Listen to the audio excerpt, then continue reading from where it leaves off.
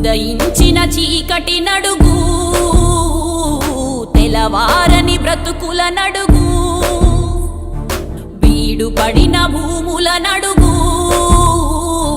మూతపడిన పరిశ్రమ నడుగు, పారని పట్టి సీమని అడుగు, ఆపిన పోలవరాన్ని అడుగు, పెరిగిన ప్రతి ఛార్జీలను అడుగు, చెరిగిన ప్రతి పథకాలను అడుగు.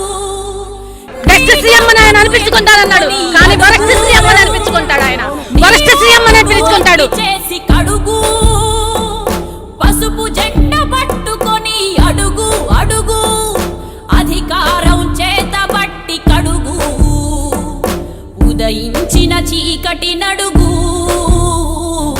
తెలవారని బ్రతుకుల నడుగు, బీడుపడిన భూముల నడుగు, మూతపడిన పరిశ్రమ నడుగు. ఓట్లేసి గెలిపించినందుకు మాకు ఇచ్చే శిక్ష ఇది. మా చావు కూడా కావాలనుకుంటే మమ్మల్ని అందరినీ చంపేసేసి మీకు కావాలన్నట్టు పాలించుకోండి. ఉరి పోసుకున్న కంఠ నడుగు, ఒరిగిన ప్రతి ఉసురును అడుగు, పోయిన ఉద్యోగాన్ని పని చేపించేవాడిని.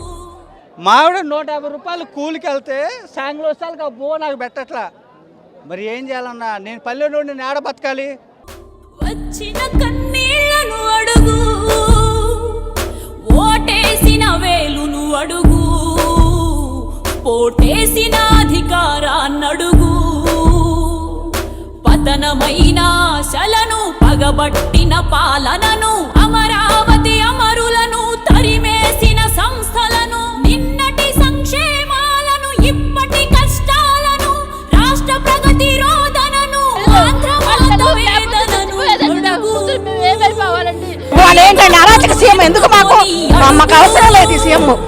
నీ ఓటును అగ్గి చేసి కడుగు, పసుపు జెండ చేత బట్టి అడుగు అడుగు, ఎడ్యుకేటెడ్ పీపుల్ అయిన వాడు అలా అనామకుల్ని రౌడీ షెటర్లు అందరినీ తీసుకొచ్చి మంత్రివర్గంలో పెట్టుకొని బుల్డోజ్ చేస్తావా?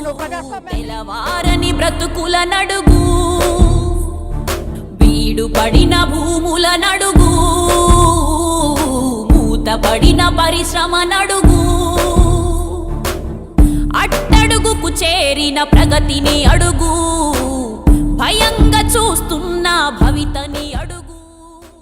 ఇంత అరాచక పాలన చేస్తే మేమేం బాగుపడతామండి? మేము బాగుపడవండి. ఈ ప్రభుత్వంలో మేము అసలు బాగుపడవండి. ఇంతవరకు మేము ఎప్పుడు చూడలేదండి. మాకు ఇలాంటి పరిస్థితి వచ్చిందని మేము కల్లో కూడా అనుకోలేదండి. మాకు ఇదిగోండి, నాకు మా అమ్మ టీడీపీ, నేను మొట్టమొదటిసారి మా అమ్మని కూడా టీడీపీ కాదని వైసీపీ గెలిపించినందుకు